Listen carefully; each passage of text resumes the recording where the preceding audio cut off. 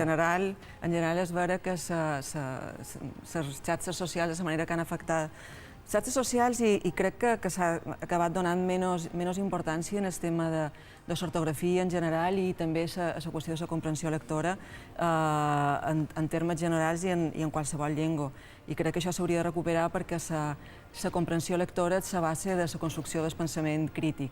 Llavors, si no hi ha comprensió lectora, difícilment un tindrà un pensament propi. Jo només m'hagués agradat demanar-los si les modalitats lingüístiques de les illes estiran presents en aquesta Olimpiada, perquè, a veure, tinc la sensació, crec que bastant evident, que aquesta obligació que existeix per part que diu l'Estatut d'Autonomia, la Constitució o la Llei de Protecció del Patrimoni Immaterial no s'està complint.